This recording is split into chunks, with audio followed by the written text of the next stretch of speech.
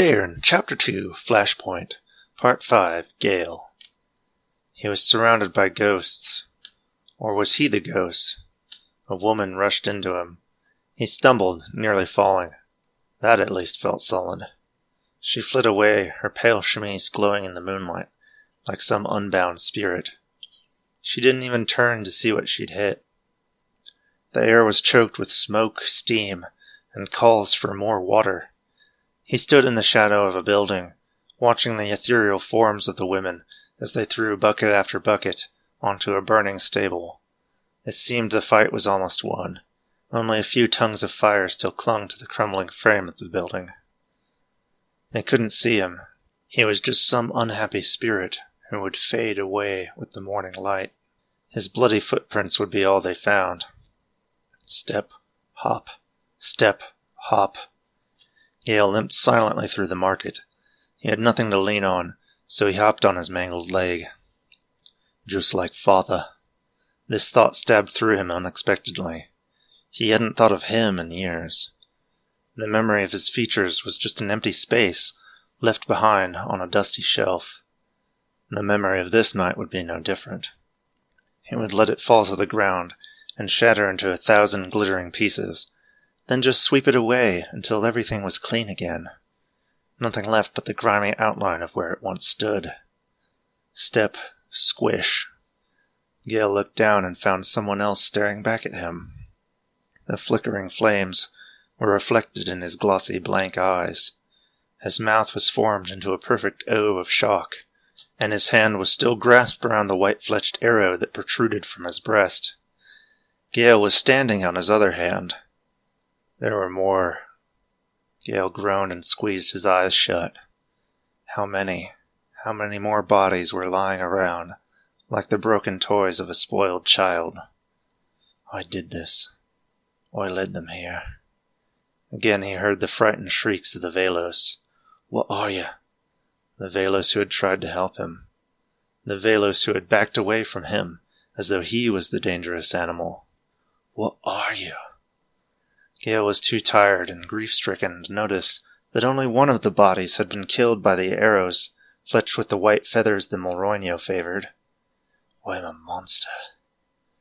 Pain spread up his legs and he opened his eyes. He had fallen to his knees without remembering having moved.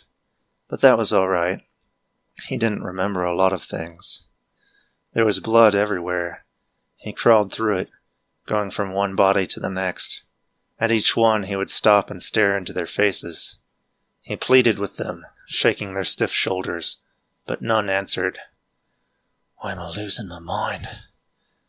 It was a bit of a relief, really, because the deeper he sank into himself, the closer he came to the source, to the strange throbbing energy that had coursed through him as he had crushed the Molroño's head. He pressed himself against it. It was warm, like a stone that had been in the sun all day. But unlike the dead body of a stone, it was filled with a pulsing golden light. Maybe he'd always known it was here. I ruined it. He'd filled himself up with this pure inner light, and used it to tear people apart. Help me. Gale froze and stared, hardly daring to believe. Like the first feeble stirrings of a newborn, somebody was holding up their hands, as though to beseech a mother for comfort. Gale rushed to clasp the dying man's hands. They were like ice, and his skin was as pale as cold marble.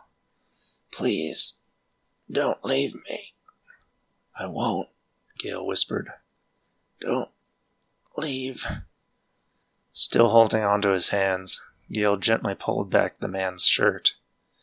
In the dying light of the fire, the wound was an oozing chasm. It was not very wide, but so deep that Gale's fingers easily slipped in up to his knuckles when he touched it. He quickly withdrew, but the man barely reacted. Gale didn't think he could feel anymore. Tears stung his eyes as he watched more color fade from the man's cheeks. I'm too late. I cannot do anything. Then he remembered the pulsing light. No, I ruined it. But a stronger voice answered him, a soft rumble. Only if you did not try. I'm scared. Dinna be. I'm here. Gale pressed his bloody hand into the wound, and the light filled him. It bubbled under his skin like water from a deep well. He felt as though he were trying to divert a river with his bare hands as he forced the light into the body of the other man. Gale gritted his teeth as the torrent rushed out of him, and his heart fluttered feebly. Beneath his hand he felt the man's flesh begin to writhe and flow as though his skin had been turned to liquid. The man's eyes sprang open, and he cried out. He struggled weakly in protest, his heels skidding pitifully on the ground, but Gale held on to him, pushing more of the energy into the wound. "Hey, what are you doing over there?" shouted a voice. Gale didn't respond. He had only a vague awareness of his surroundings now.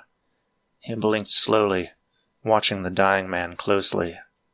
A blush was blooming in his pallid cheeks, and his hand was growing warmer, while Gale's was getting colder. Gale's fingers went numb, and he lost his grip as the last trickle of energy flowed out of him. The sound of the man's sobs faded away as true darkness opened up before Gale. It rose to meet him and covered his consciousness like a smothering blanket. He could feel nothing, hear nothing, and see nothing, except the source was still there, a lone beacon in the blackness. Its light was small and dim now, like a coal, yet it pulsed with life, the beat of a fiery heart. He curled himself around it once more, and as he touched it, he became aware of another light. It was different than his own. It was as faint as sunshine hidden behind clouds of rain. He watched it. He expected it to fade away, to be consumed by the blackness. But it didn't, and it wasn't going to. He knew this with absolute certainty the moment the notion occurred to him. They were two lonely stars, slowly circling each other in the void. Gale felt himself reluctantly sinking deeper into the familiar darkness of sleep.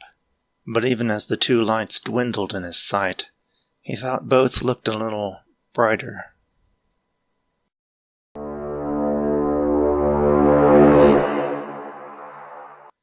Thanks for listening to Daern, a story in progress. If you enjoyed it, please leave a like. And if you really enjoyed it, consider donating through Patreon. Any amount will go a long way towards helping us bring more content to you. Links to our Patreon and our website are in the description.